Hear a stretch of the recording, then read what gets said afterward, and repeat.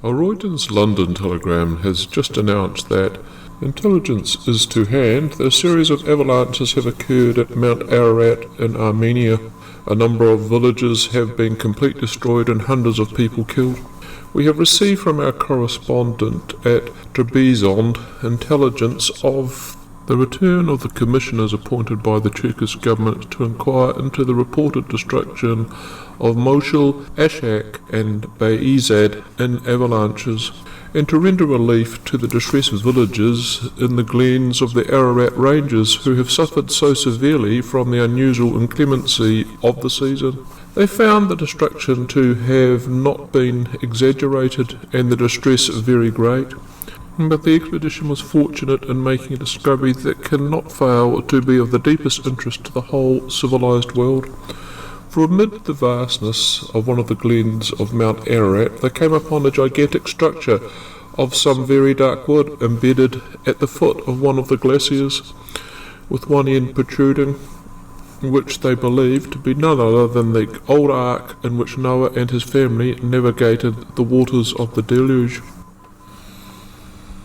This, my friends and subscribers, is a very abridged version of an article penned by George Reid under his non-de-plume of Pollex, Pollex, in his opinion piece column in the New Zealand Herald, the 31st of March 1883. The story he paints was very much in the style of a Rudyard Kipling adventure.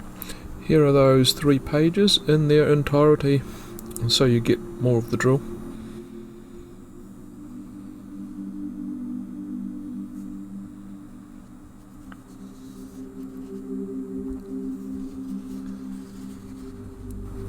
George McCulloch Reid was originally from Ireland. Upon moving here in 1869, aged 38, establishing the Auckland Evening Star newspaper before moving south to Dunedin and starting the Otago Guardian newspaper, going on at one stage to own the Otago Daily Times, having 2 goes at the New Zealand Herald, one as the editor.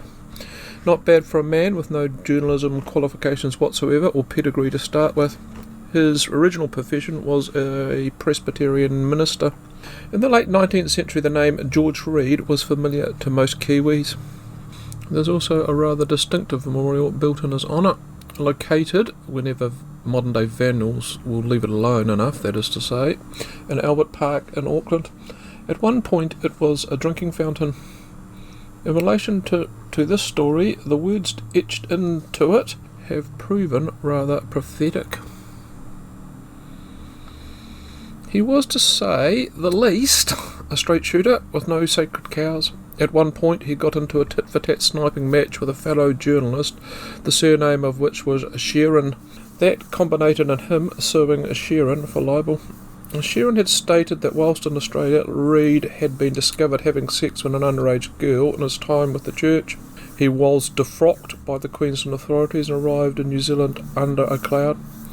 Reid's reply to the scurrilous accusations was hilarious, to say the least. There is no truth in that assertion whatsoever. The girl was well into her teens and salacious.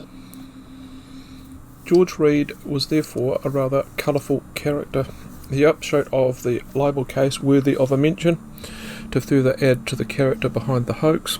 Sheeran got 6 months in the slammer. His name, by the way, was spelled Sherin and not Sheran as in Edward. That bloke should get life on Devil's Islands for crimes against humanity. Not that it went all so swimmingly for Mr. Reid. He got fined £100 for contempt of court for turning up drunk more than once. Back to his article, which went out on the wires and around the globe. Like all good hoaxes, there were grains of truth to bind it together. There had indeed been earthquakes in the region as 5 days earlier. The place names were real, if only misspelt.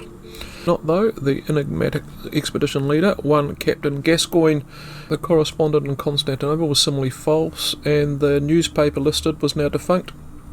The Finley guy's bit about P.T. Barnum negotiating its purchase and taking it on an expedition tour was clearly made up. That's before we come to the small bit about Noah and his ark. In other words, most of it was fibs. Not this ark, though. It's a scale replica built by a dedicated elderly couple here in Christchurch. Only God forgot to whisper in someone's ear about the impending earthquake. I'll link to my previous video at the end of this one or down below. Upon receipt, the so-called news article was greeted in three ways. There were those who spotted it was an obvious piss take, abridged the original and republished it tongue-in-cheek fashion. Those that similarly saw it was a fabrication ripped it apart and scolded the author for his blasphemous rumours. The third group, though, and the last group, were the ones that took it, hook, line and sinker, to Reed's surprise and amusement. Another thing that Reed was surprised with was the total uptake. He was not expecting the attention and notoriety his article got, and kept getting. Long after his death in 1898, it had gone, as they say today, viral. You see, amongst the most enthusiastic embraces of the fabled Captain Gascoigne, a dark mass protruding 20 to 30 feet out of the glacier and 40 to 50 foot high, etc., were evangelical Christians. This discovery had proved the literal truth of the Bible. The 35,000 animals that Noah and his family summoned up and rescued and fed, and made sure they didn't eat each other, particularly the carnivorous dinosaurs. Noah living to the ripe old age of 950, heliocentric sun going around the earth, all true, per the scriptures, and proof had arrived high up on Ararat.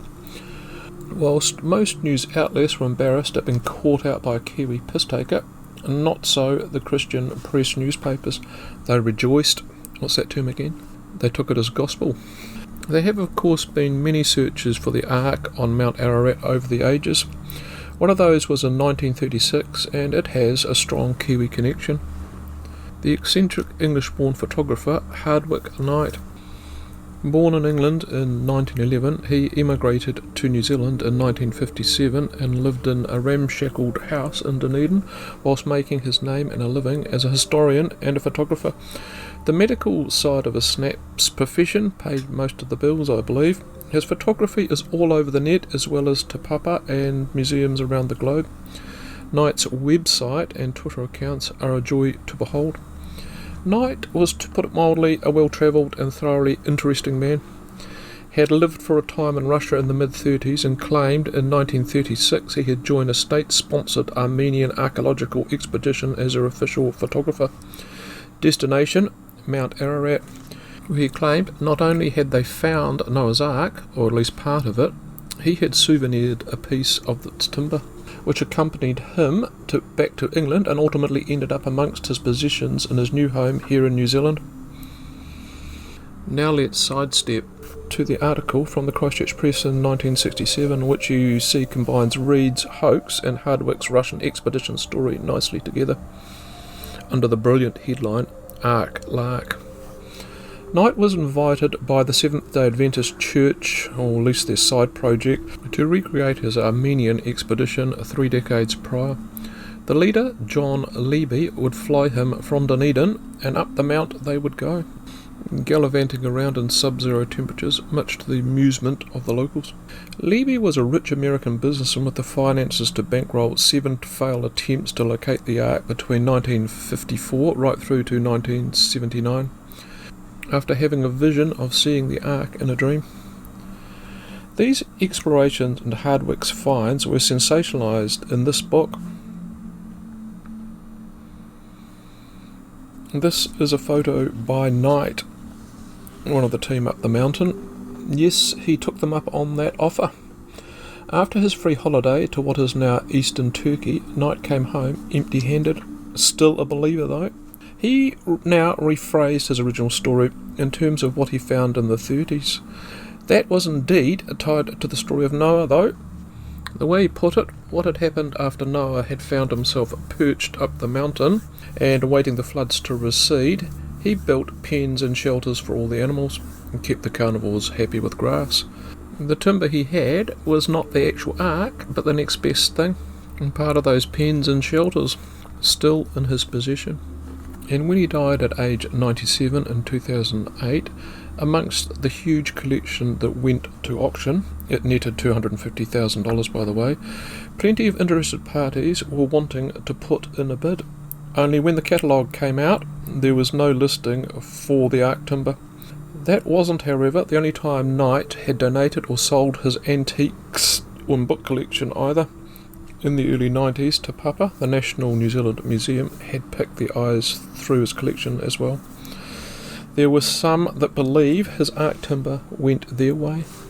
Would fit snugly in beside the most mysterious object in the museum's collection currently, the Spanish helmet. A helmet they dredged up in Wellington Harbour, and that due to its predetermined likely age predates all known European explorations. Link for that below at the end, along with the replica art building in Christchurch that doubled as a wedding venue. Reed's original April Fool's prank travelled under its own steam well into the 90s. It wasn't until the advent of the internet it died away. People went oops.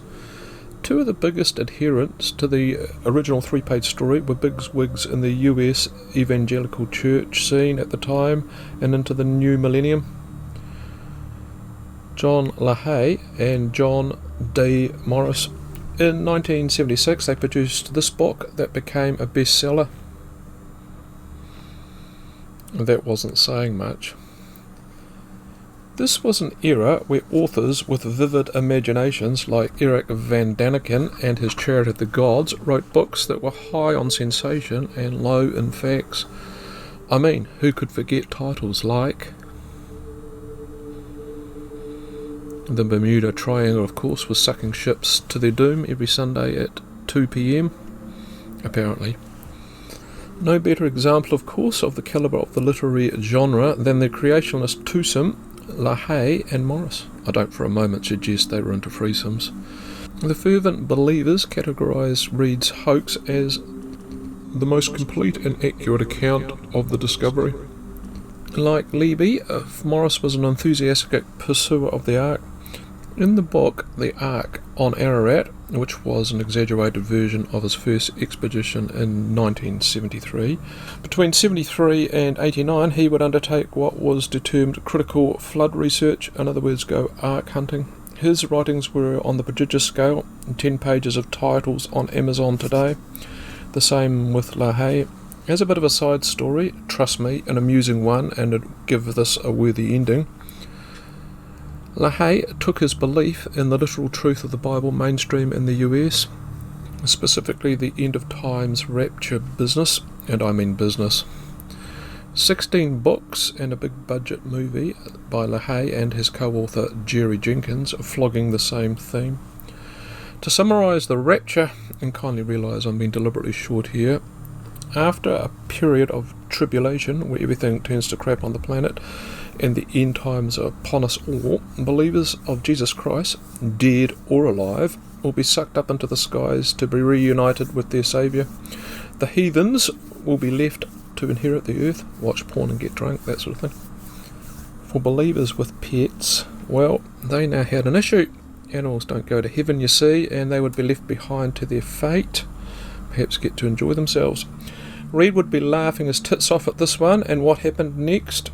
Seeing their dilemma and the gap in the market, an enterprising self-professed sure to be left behind atheist started up a pet insurance company, Eternal Earthbound Pets, that guaranteed the company would look after their furry friends after their owners flew off into the clouds for a nominal monthly premium. Only, that was a hoax as well. Classic. I enjoyed researching this one a lot, lots of twists and turns and giggles. Those two videos I promoted, that's to say the backyard ark and the baffling Spanish helmet, should be gawking back at you right now. Or poke around in the description below. If you're brave, look for them in my video vault. If you find my May 1977 issue of Penthouse amongst the contents, let me know in the comments. Just a reminder that for every new subscriber, a Tara Iti or fairy turn chick is born. Bye for now.